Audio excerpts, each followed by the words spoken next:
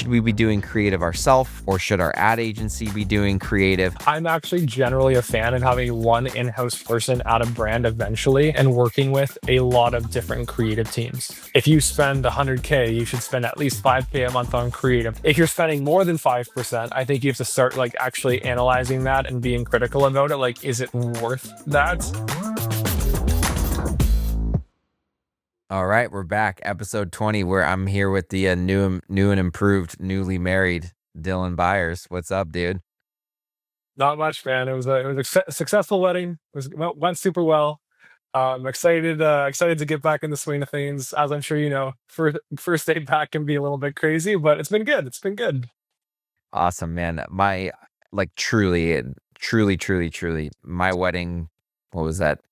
Almost 10 years ago, was one of the most fun events, parties that I've ever been to in my life. There's how many other times in your life do you get so many people together, friends and family, right? Who to celebrate something. Those kinds of events don't happen that often. So yeah, man. Yeah, I'm sort of it jealous. was. I need someone to invite me to a wedding. Weddings are awesome. Yeah, it was honestly the most special day. It was really great, so I appreciate it. Well, I think I'm probably going to be asking a lot of questions today and probably not talking as much, because today we're talking about best practices for managing your growth marketing function. And really, the reason I wanted to talk about this is because I get a lot of questions on the CFO side of the world of D2C about just the different kind of systems, processes, connecting points, right? Measurement, KPIs to measure, when it comes to managing the function of growth marketing within any given D2C brand. And there's some interesting things that we get asked on a regular basis that I'm dying to know your take on, Dylan. I do have some things to kind of add from my perspective in terms of interacting cross-functionally. But I'd love to dive in first by chatting through a little bit, when you guys are working with the typical brand that hires Aplo, what are the high level meeting cadences? And when I say that, I don't mean necessarily a weekly sync or bi-weekly sync or whatever, but when we break it down from bigger goals and planning down to more tactical, where are you guys typically involved in that kind of spectrum of meetings or touch points? Yeah, so it can definitely vary a little bit depending on brand. I'd say the most important one to us is there are two. So firstly is the forecasting meeting. So usually that's the first week of every month. We review the actuals from the month prior based off of the cost inputs we have. We then compare what the forecast was to the actuals, and then we update the rolling forecast. For some brands, it's the next month. For some brands, it's the next 3 months. For some brands, it's the next 12 months, depending on what is needed and what makes sense. And essentially on that meeting, we're going through first time customer contribution margin, return customer contribution margin, all contribution margin, assessing did we beat target? If so, maybe why? If we missed target, if so, maybe why? And then aligning on the upcoming month or months contribution margin or growth targets. And then in the event that there's hey, we actually want to grow, I don't know, 40% year over year next month, but your forecast is 35. Well, if we wanted to get that 5% delta, what would occur? Would we have less profit? If so, are we okay with that? If we wanted to increase the probability of hitting that target, that would kind of be the main kind of core focus for that meeting. Then the second and fourth week of the month is usually just more standard updates on email ad performance, etc. And then the third week of every month is usually going to be a more creative focused call for ad creative strategy coming up. Some clients, we run it a little bit differently in terms of structure, where we flip flop some of the meetings depending on the week, but broadly, that's the most common structure we use. One of the questions is you had originally on the doc was how the cadence actually changes. So interestingly enough, and I'm sure you get this too, some of the biggest brands we work with are actually some of the brands we meet the least frequently with. And I think oftentimes that's because they have the most internal controls and organization for KPI setting and Mhm. like targets, and are just very effective at communicating via Slack or email, and like generally want to avoid meetings. So we have some clients we meet with once a month. We have some clients we meet with twice a month. I think the ad agency world in ecom has just like this ingrained idea that weekly meetings are like the preset expectation, so we tend to follow it. I think that can be good. I think especially when you're on the smaller side of like seven figures to early eight figures, planning in an organization isn't as necessarily ingrained. So Yeah. everything's a bit scrappier. And sometimes that weekly meeting is borderline required because things change so fast and it's just effective to just hop on a quick sync. But that's generally the framework we use for meetings. I'm happy to double click into any of them. One thing that I think is interesting that like where my mind goes that I'd like to chat through a little bit, um, because I get this a lot. Week what so we used to do weekly contribution margin tracking. We actually used to do daily contribution margin tracking for our clients. We have Yeah. a few we still do it for. But what I've learned is there's a special kind of operator who can look at daily contribution margin tracking and use it effectively and not act too quickly or not make a call too quick on like what's going on. I see a smile on your face because like you know what I'm talking about. Is like, there's things that there's things that I don't advise on marketing tactics because I'm not a marketing guy and neither do our other CFOs, but we can advise on like what they should talk to their agency about, right? Like because a metric that we report spooks them and we're like, hold on a second, don't place too much stock in that. Like Wednesdays are always crappy days for this brand, right? So there's like intra week seasonality is what I call it. Like, certain days of the week perform better than others. I, for one, at the very least, when we're talking about tracking marketing performance, and even whether it's like MER or blended ROAS or it's contribution margin dollars that you're tracking on a daily or weekly basis, I personally always like, at the very least, it's got to be in increments of 7 days, trailing 7 days, trailing 14 days, trailing 21 days. And the reason is because every day, like days have the days of the week have seasonality to them, right? And so I don't like to make the call on something that is a 3-day test or a 4-day. Like it's got to be at least 7 days. What are your thoughts? What are some of the things from your perspective that brands need to think through? And I'm specifically asking this because you're saying like meeting with brands weekly. It's helpful in terms of tactical alignment, but it's also, in my opinion, it's dangerous. It can be dangerous for certain operators that want to meddle with things too quickly. So what are the things that operators need to think about in terms of like how long you let something run before like making a call on it being a winner or a loser? You learn to basically look at things over a longer time window as you accrue more experience with spending ad dollars. And I think as you basically build up a bigger balance sheet as a bigger business, you also kind of like you grow more comfortable with giving things time. Totally. It's often the smaller brands that are very, very cash and capital constrained who are going to be the most likely to freak out over like a singular bad day or a singular bad 2 days. And that's possibly actually reasonable if you need if you need the profit because you're literally operating on like a day-to-day cash flow crisis. But what we tend to recommend is, yeah, like looking at things over a 7-day time window. We are a big fan of just looking at like month to dates and comparing it to forecast and like pacing expectations. So that's generally like our go-to. But when comparing like period over period, yeah, last 7 days is definitely reasonable.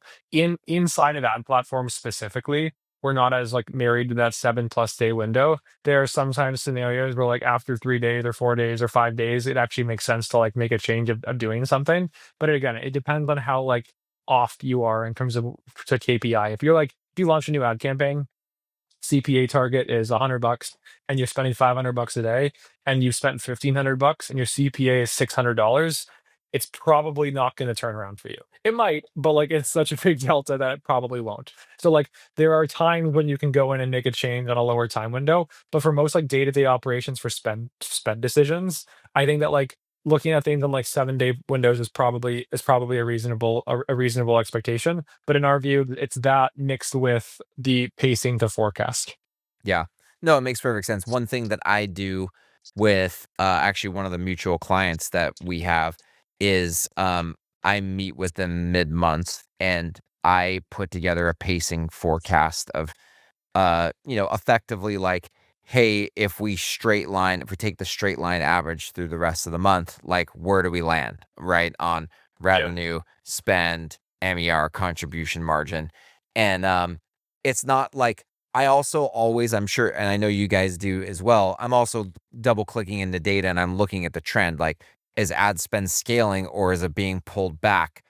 How is sales moving in concert with that? So I'll sometimes do that pacing exercise and then sit down with the brand and say, "Hey, our pace has drastically shifted in the last couple days, so I don't expect this straight line average to Yeah. continue," right? And so I would say like in terms of checking in terms of like checking KPIs mid-month, I personally like to settle with some method that's not overly complicated because no matter what, like dude, I can't even tell you how many hours I've spent in the last decade, like with different brands, trying to get super scientific about pacing and looking at like all these different potential drivers of fluctuation of MER and contribution margin. And it's like they weren't helpful for making decisions. It's like, so come up with something that's like, Yeah. a set of simple heuristics that give you a sense of where things are going,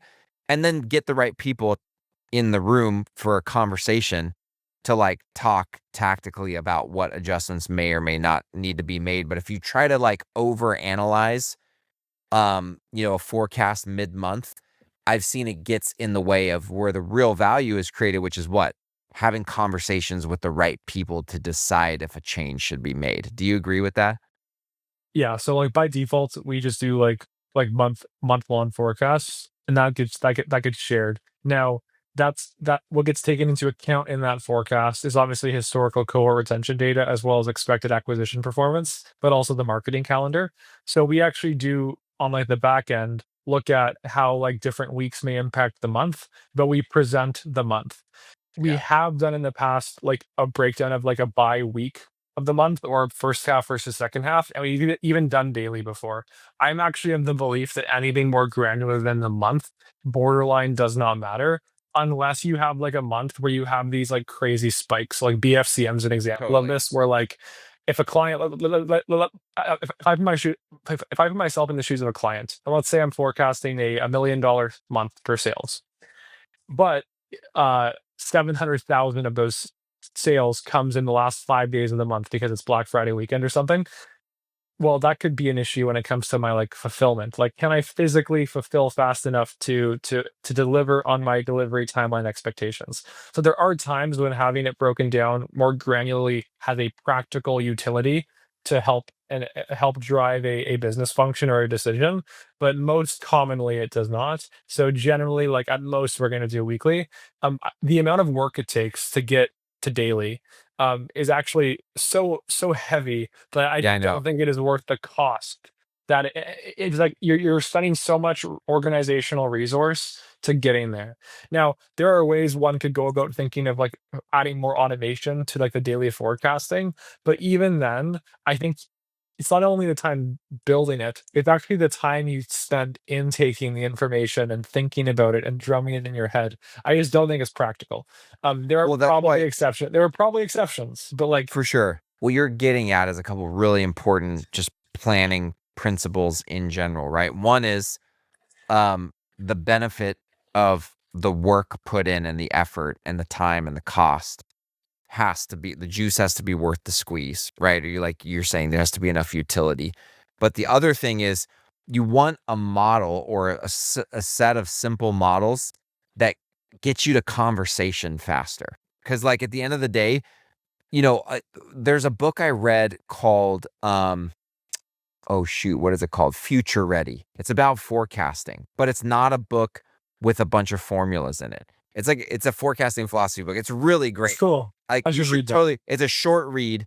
It's not even necessarily written for finance people, right? And one of the things it talks about is every forecast should be just complicated enough to make the decision that's in front of you and not any more complicated. Because if you make it any more complicated, it's just a waste, right?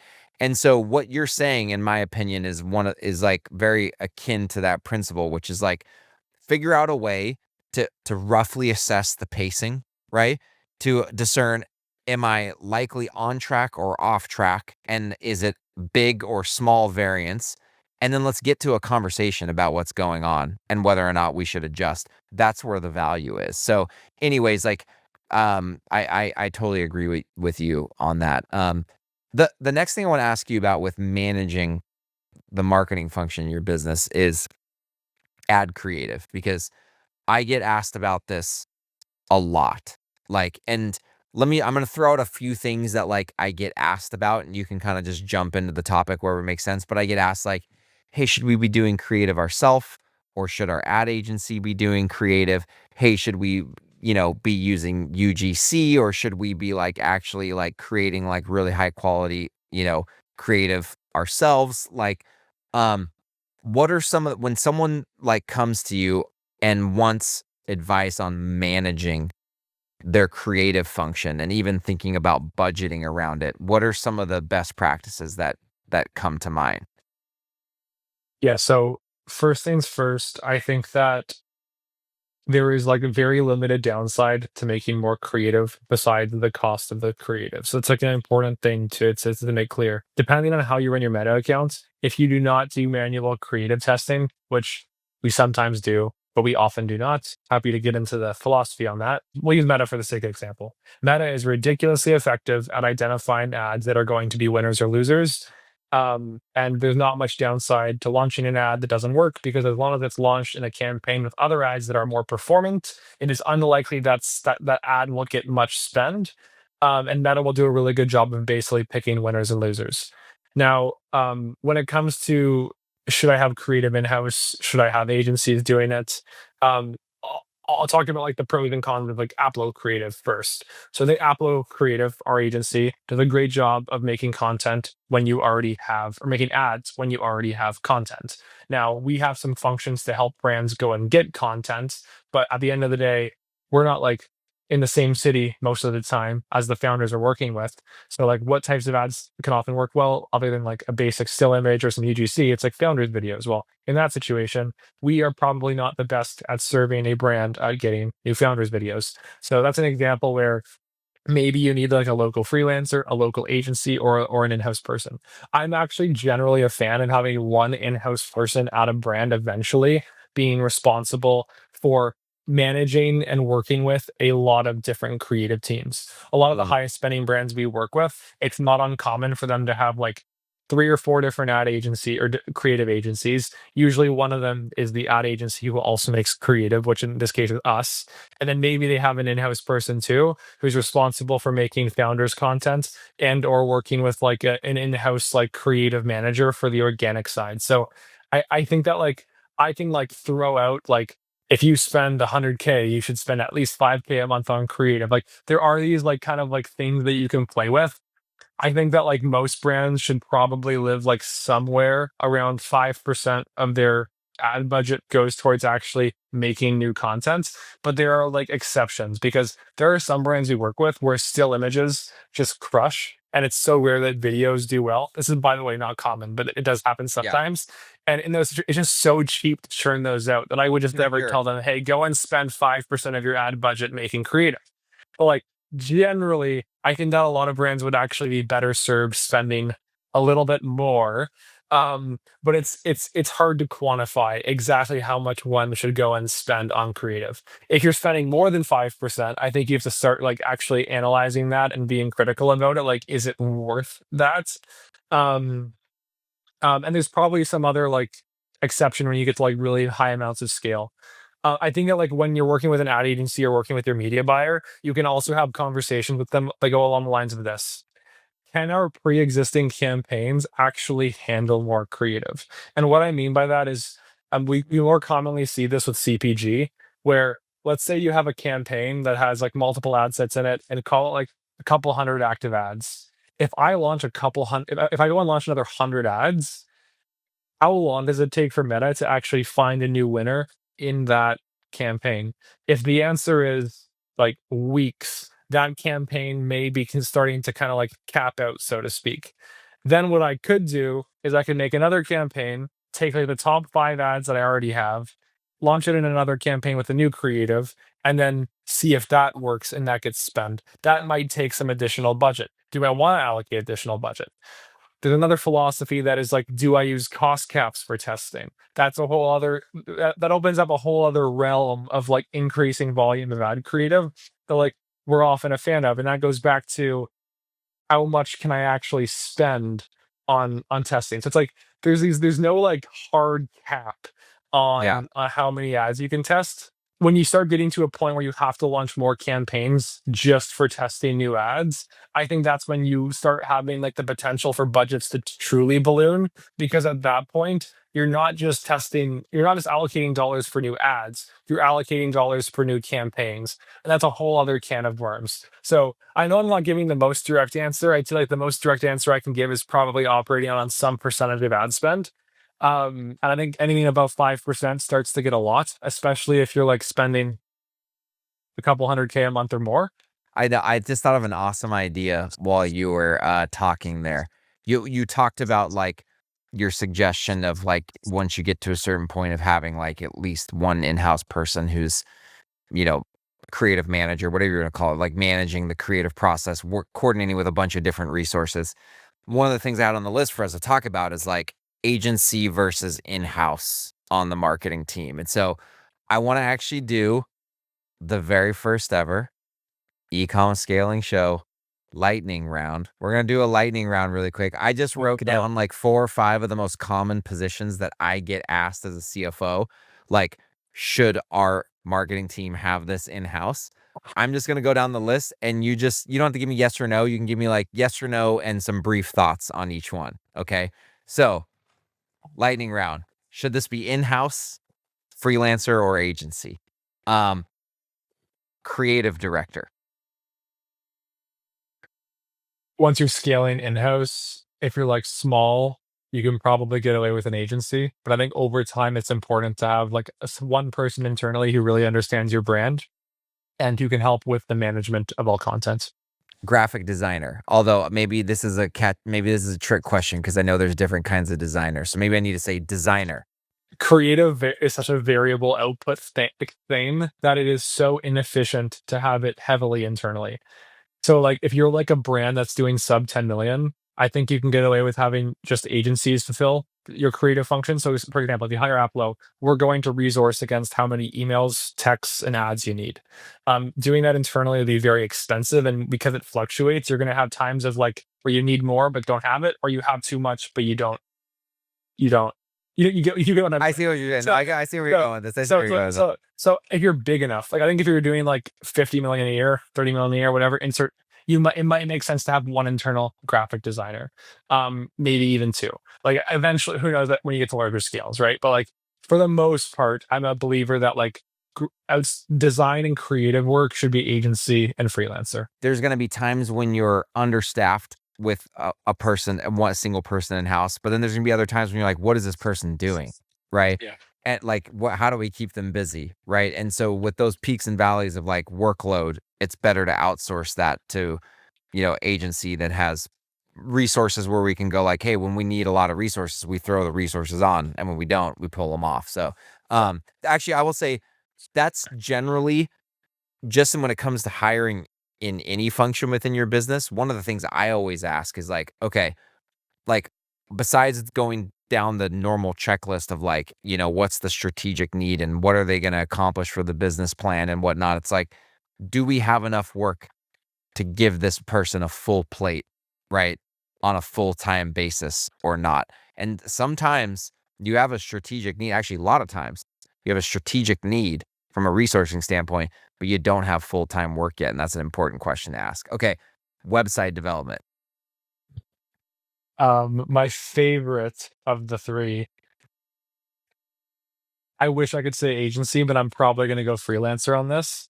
So my experience with web dev is we find people we can refer to, they max out, and then they either stop taking on clients or become an agency. There's a few agencies I really trust, but they can be expensive. So depending on the size of brand, I'd say most of the time finding a really good freelancer is my preference. But in some cases, agencies are also a great option. I've never really seen an instance where I think it makes sense to have an internal dev person. Like at Guardian and at a lot of other brands that I've worked with are typically freelancers, not an agency, a really good freelancer. Maybe a couple freelancers that are have specialties in specific dev areas, but okay, email and retention marketer, life cycle marketing, in-house agency freelancer. Agency, hands down, this is the one I feel the most strongly about. I would like never run email internally. Yeah, for sure. I get this one a lot, and I am highly skeptical from my personal experience. There's too many moving parts. Wait, And hold on a to me, second. I wanted to mention one thing, actually. There's this one guy, this is where my opinion actually comes from, is or was largely formed. We found this guy that helped us at Guardian Bikes. He's a freelancer, super expensive. He brands himself as like a full life cycle um, marketer. And so it's email, SMS, campaign calendar, flow design, um, copywriting, and graphic design. And there was just like such a wide spectrum of skills, right? Needed for all of those that, it was like I- he was pretty good, but I think he was somewhat of a unicorn in terms of like he was pretty good at all of those things. But like I could see a collection of people, of a couple of people who are skilled in those various areas coming together and doing retention marketing a whole lot better than just a single person who tries to do every single step in the process. yeah, I think that like when it comes to like email retention marketer, I don't even think of it as like a single role. I think of it as like what is the most cost effective way to fulfill that entire ecosystem with the best ROI in mind possible. And there's just so many little subspecialties and so many different Totally. people that touch that pipeline that in my opinion you're much better off buying like fractional pieces of each expert to get the best outcome possible. And Agreed. to your point, I think I've probably met like two or three people in my years at Aplo where I think they could basically do everything at like an A level. And those people almost never stay doing that because they could then either start an agency Yeah, or do exactly. these. So it's like there's the economic incentive for that doesn't make sense to even do that. So Totally. No, it's like agreed, agreed, agreed. Okay. yeah. How about ad buying? I if it were me, I would probably go and work with an agency for this. At the end of the day, for all these things, you basically just want to hire the best person or team possible with cost and ROI in mind. So like you can have in-house media buying be done well, but I think if you do it that way, you should probably have external consultants who have access to a larger data set of ad accounts and learnings of working with these ad platforms to test new things. But I would generally lean towards the most cost effective to value way is probably go work with like a really good agency, but then make sure you have some redundancy in that. It's like I'm a big believer in like you have to think about redundancy. And if you're working with a good agency that has a system in place for replacing team members if someone gets promoted or leaves or this or that, there should be that redundancy in mind. But let's say something happens and you pick a bad agency and you have to change agencies, there's a lot of risk changing your ad buyer. So when you go the agency route, your CMO or you, the founder, should at least have some baseline understanding of how these things work so you can kind of mitigate the risk in those changes. So I'm going Totally. agency for ad buyer. Cool. Last one. And it's a little bit of a mouthful, man. It's marketing leader, but this is the debate. I get asked this. I mean, dude, probably more frequently than any other question about when a brand is scaling, if they should hire this in-house and what should they hire? Marketing leader. And is it the founder, a CMO, a VP of marketing, head of growth, director of marketing? Like what is your thoughts on like bringing in a marketing leader that's not the founder and when that makes sense and what caliber they are? Yeah. So I'll speak to it this one in a little bit more detail, partially because at Aplo we do some fractional CMO work, and also we'll give people recommendations on when to do that versus when to hire full time. I think it actually partially comes down to the number of direct reports and how hands on you think this person should be. So if you go and hire like a very like let's just say that like you're doing 10 million bucks a year in sales, you have a few SKUs, it's not a super complicated product catalog, and there's not that many direct reports, you probably don't need a full-time CMO. Maybe you just need someone who can fractionally oversee strategy, make sure you're holding the various marketing team members accountable to a specific KPI, helping set those KPIs and developing strategy for the upcoming period. Like in those situations, maybe all you have is an ad agency, an email marketing agency, a web dev and CRO and Landers person, and maybe like one full-time employee. Like it does not take a full-time CMO to come in and manage that entire ecosystem. So I think that for that size of brand, a Yeah. full-time CMO, you're probably not going to get a CMO. You might get a head of growth or a VP of marketing. Those titles are probably more correlated with people who are expecting to be hands on keyboard, and their scope is probably going to be more doing than overseeing strategy. I think that all these titles are kind of like uh, titles, like they can mean whatever you want them to mean, right? Right. But I say at the end of the day, when you start getting into like multi eight figures, you're actually building out a pretty large marketing team, it probably makes sense to do most of these things in-house. And if you have an ad agency already and you're trying to hedge your bets and add some diversification to the knowledge of your business and how things run, I think having someone in-house is good to do these things. So largely for marketing leader, I think it should be in-house. But I think sometimes people jump to do the CMO thing too early, and maybe Yeah. they could hire a fractional CMO with a VP of marketing in-house. I think that like if you were going to go the CMO route, you have to make sure you're actually hiring for that role at the right time when you have enough people for that person to oversee and manage. And in a lot of cases, if you hire the right VP of marketing and they actually successfully grow the business, they may be the person who eventually becomes your CMO. So it depends kind of how you think about your org structure evolving. But I would say for this one, mostly in house. I agree with all the stuff that you just said, but like another consideration that is, potentially different, that I've seen come up a number of times is like, do you have a constraint that you're trying to break through that the founder and the existing team is like stumped? 100%. Like, I don't know how to overcome this constraint. I have a brand I'm working with that is actually dealing with this right now. And I have advised the CEO, like, I'm like, hey, listen, he wants to hire a CMO. We're split on like I'm not 100% decided that they need a CMO, but what I wanted to zero in on is like we do have a constraint on the growth side of the business, which is I think a lot of our future growth is in physical retail. And so like if you're going to hire a heavy hitting like executive, I would love for them to have verifiable experience, right, and knowledge to help us break through this ceiling of expanding it as a true omni-channel brand.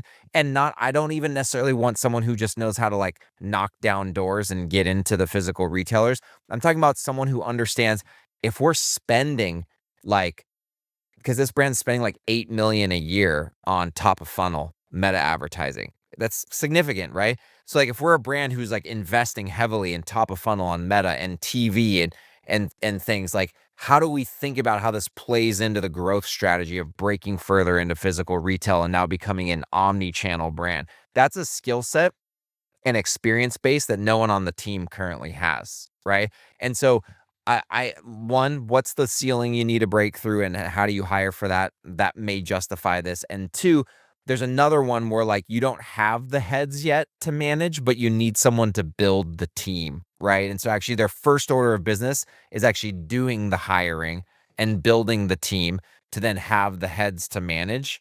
And I've seen that one come up a number of times too. And that ultimately like you start with the list of like roles, responsibilities, and core competencies. And then really the title is more of a it's more of a recruiting marketing exercise. It's more of a messaging exercise. Like I've gone out actually before at Guardian Bikes and we put out different job ads for VP of marketing, head of marketing, and CMO all with the same description. And we just wanted to see what different kinds of candidates we got. And so to your point about like the titles don't really matter. What matters is what you're asking them to achieve and then back using that to back into like what core competencies and experience do they need to have and then titling it appropriately to attract the right kind of talent, you know? Okay, so there's one more thing I want to ask before we shut this one down about managing the growth marketing function.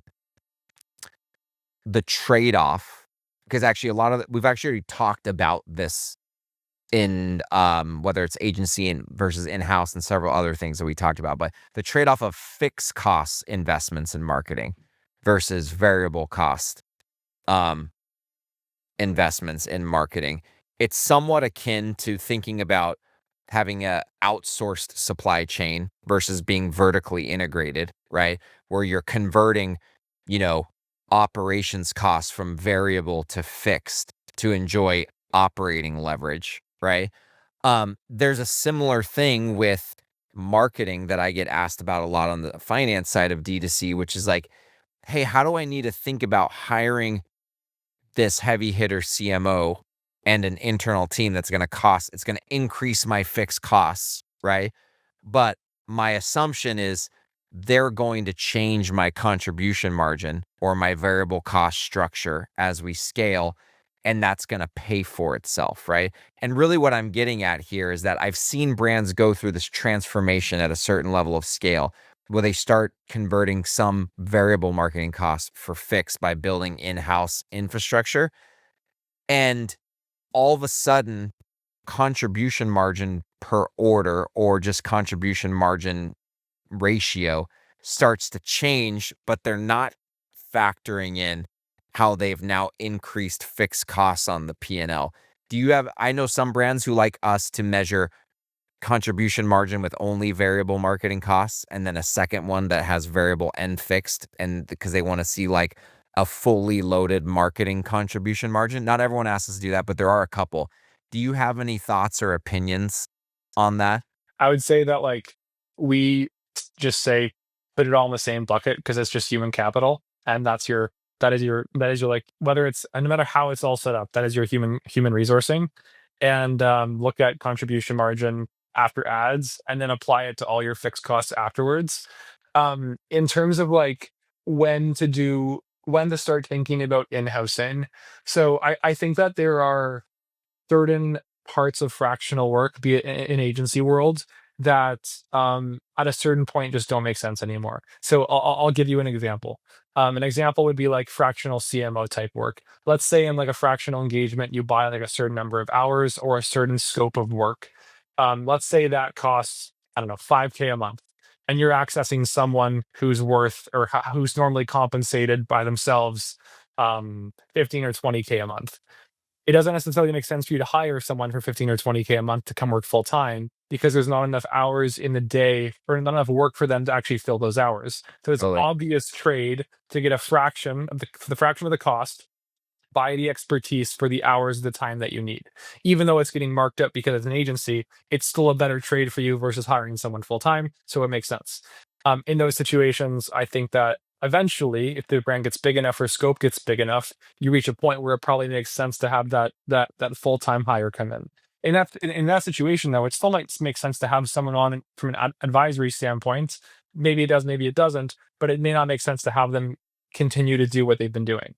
On the flip side of things, there are things that are very difficult to forecast from a resourcing standpoint, and that is most commonly going to be creative. And I think that that rarely makes sense to in-house because of how it can vary. Additionally, the benefit of working with agencies is we spend a ton of time trying to make outputting quality creative as efficient as possible. So Yeah. even if a brand were to try to beat us in cost because they can bring things in-house, I actually don't think they often would because our entire incentive is to make this output as efficient as possible. So sometimes in-housing isn't actually more efficient. It actually costs more because you don't have the operational frameworks that we have for getting things to completion. So I think that like for certain types of fractional work, it eventually makes sense to bring things in-house. And then for others, the variability and how difficult it is to do, it's just not worth the additional mental overhead. And then I think there's some things that sit in the middle where Yep. it's like, do you want like, is ad buying a full-time job? No. So, but could you find someone recruiting wise who can do your ads and can do other things and you can make that cost make sense in-house? Probably, yeah. but then you miss out on some of the agency know-how, knowledge, and data and information they're getting at any given time. But it's a trade-off because if you pay the agency, you may not have as much of a ability to make that person a jack of all trades sort of hire, or maybe jack of all trades is the wrong word, but like there's not going to be that Totally. scope creep if that makes sense. Like I think there are like the one side is like just like straight how many hours of work do I need to get fulfilled, and does it make sense to have full time? If no, then fractional probably makes the most sense. There's a bunch of stuff in the middle where I think you can debate. I think you ultimately just have to go with who is the best team I can hire, whether it's in-house or external, and who do I think is going to give me the best ROI, and you can make an argument either way. And then there's all the variable stuff where I just think staffing internally is probably just not worth the headache. For sure. For sure. Man, this is a good one. First ever lightning round on the Ecom Scaling Show. Love it. We'll have to do it again. We'll have to do it again. Yeah, I'm gonna imagine make this a regular thing. Well, any final thoughts, Dylan, on best practices for managing your marketing function? I'd say, like, at the end of the day, just making sure that whoever you're working with is reporting on profit, contribution margin dollars above all else, breaking that out between first and return customers, and having that be like just like a necessity, I think is like very, very, very important. And then how you structure the meetings, tons of different ways to do it. Do you do less meetings, more async on Slack or email? Doesn't really matter as long as at the end of the day you're unified as a team and understand the KPIs and goals you're going for. How about you? Yeah, man. I mean, obviously this is a very marketing heavy topic just inherently, but I'd say probably my final thought is like I think where the rubber meets the road the most on this topic with CFOs is like, should I outsource or insource this and why? And I'll just reiterate that like think about amongst the other factors that we talked about, just think about like what strategic progress does the business need to make, and can you make said strategic progress with someone outsourced, or does it seem to be clear that someone in house needs to do that for one reason or another? I think if you just assess that, um, you'll make a lot more logical, intentional decisions that'll probably end up right more often than wrong. So, anyways, that's a wrap on episode 20. We're in the 20s now, baby. Let's go. Let's go.